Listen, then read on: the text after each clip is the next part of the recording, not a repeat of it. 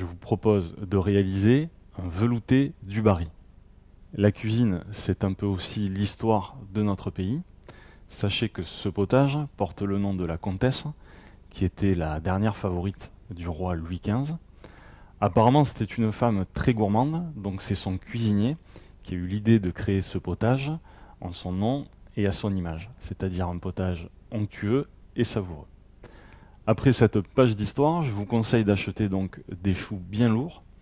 Veillez à ce qu'il n'y ait pas de petites taches noires sur le dessus.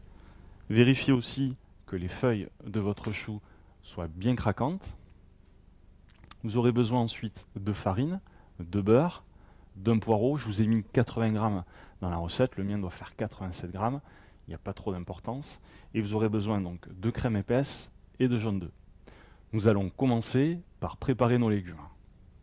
Avant de commencer notre taillage des légumes, prenez une casserole dans laquelle vous mettez 1,5 litre d'eau et du fond de veau en poudre. Vous allez le mettre à chauffer sur un feu doux. Ça va nous permettre, pendant que nous allons tailler nos légumes, au fond de chauffer.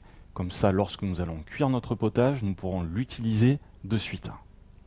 Pour préparer les légumes, à commencer par le poireau,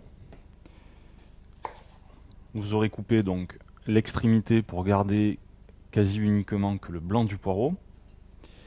Vous allez dans un premier temps le couper en deux et le recouper une deuxième fois en deux. Cela va nous permettre de pouvoir passer notre poireau sous l'eau de façon à enlever les éventuelles traces de terre ou de cailloux. Une fois que vous avez lavé votre poireau, nous allons l'émincer. Pour cela, vous allez avoir besoin d'un éminceur. Maintenez les feuilles de votre poireau, rentrez les doigts à l'intérieur, positionnez la lame du couteau et vous venez donc tailler finement votre poireau.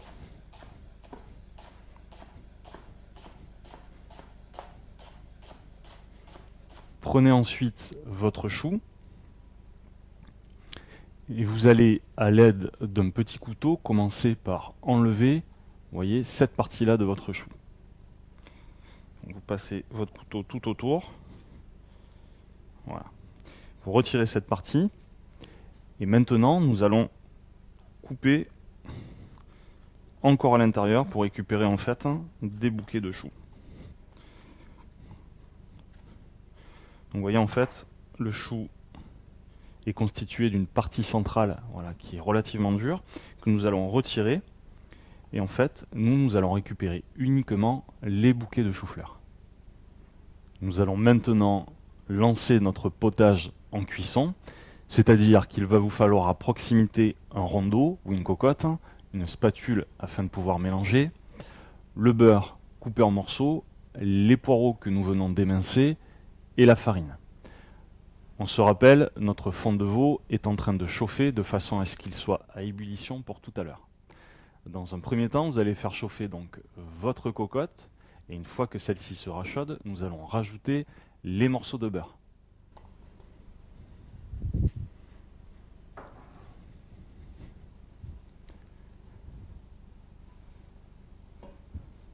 Lorsque votre beurre commence à fondre, ajoutez vos poireaux.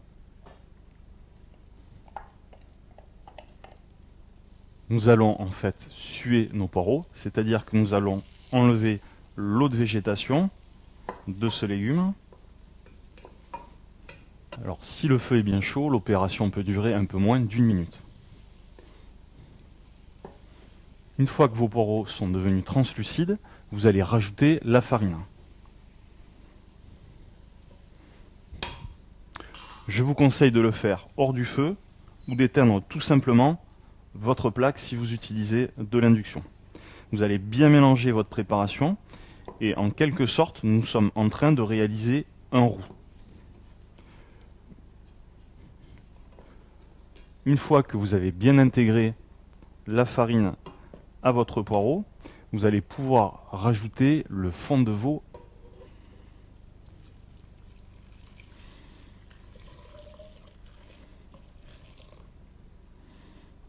Vous pouvez maintenant remettre votre préparation sur un feu doux et mélanger jusqu'à ce que le poireau et la farine soient complètement intégrés à notre liquide.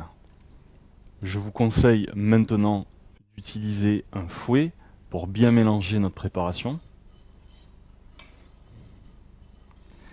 Et après un peu moins d'1 minute, vous allez vous apercevoir que votre liquide va commencer à s'épaissir. Une fois que vous en êtes arrivé à ce stade, vous allez pouvoir rajouter vos bouquets de chou-fleur. Rajoutez ensuite les petits bouquets de chou-fleur dans votre préparation. Par contre, on ne laisse pas le potage sans surveillance pendant 40 minutes. On vient de temps en temps le surveiller et le mélanger. Pendant que notre potage est en train de cuire, nous allons réaliser la liaison. C'est-à-dire que vous allez avoir besoin de la crème, du jaune d'œuf et d'un récipient dans lequel nous allons mélanger les deux ingrédients.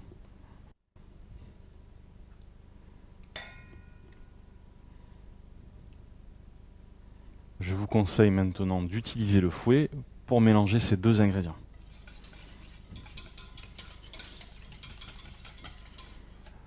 Ensuite, vous mettez un petit papier film et au réfrigérateur en attendant que notre potage finisse de cuire. Après 35 minutes de cuisson, mes choux sont cuits. Vous pouvez le vérifier, voyez, en écrasant un chou avec votre cuillère. Si celui-ci se coupe facilement, c'est que la cuisson est arrivée quasiment à son terme. Un petit conseil, la cuisson est longue. Si votre feu a été un peu trop fort, l'évaporation aura été, elle, très importante. Donc il va falloir, si vous trouvez votre mélange un peu trop épais, rajouter un verre d'eau à l'intérieur pendant la cuisson. Nous allons maintenant mixer notre préparation. Nous allons maintenant passer le potage au chinois. Vous allez avoir besoin d'un récipient, d'un chinois et d'une louche. Si à la maison vous n'avez pas de chinois, laissez votre potage tel quel. Allez, maintenant on passe notre potage de façon à enlever tout simplement les morceaux restants, notamment de nos choux-fleurs ou de nos poireaux. Nous allons maintenant intégrer à notre potage notre élément de liaison, c'est-à-dire les jaunes d'œufs et la crème que nous avions mis au frigo. Je vous conseille de mettre une louche ou deux dans votre jaune et votre crème, de mélanger dans un premier temps avec le fouet.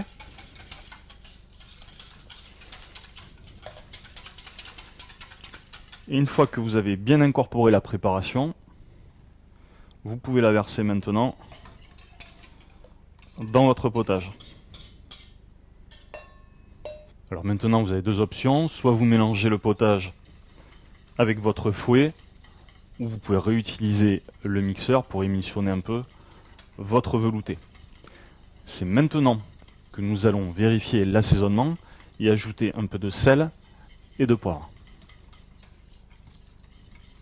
Je vous conseille maintenant, pour maintenir votre velouté à température, de le mettre dans une casserole ou un récipient dans lequel vous avez mis de l'eau à chauffer, et vous mettrez votre récipient dans lequel il y a le velouté sur le dessus, avec un papier film. Cela permettra de maintenir la température de votre velouté. Nous allons maintenant passer au dressage. Pour le dressage, vous avez deux options, soit la soupière, soit comme moi, utiliser une assiette. Un petit conseil, lorsque vous prenez la louche de votre potage, vous êtes toujours embêté, vous avez vu, parce qu'il y a du liquide qui coule. Vous faites tout simplement, lorsque vous avez pris du potage, retrempez votre louche dans celui-ci, vous avez vu, vous n'avez plus aucune goutte pendant quelques secondes, ce qui vous permet de transvaser votre liquide dans votre assiette sans tacher les bords.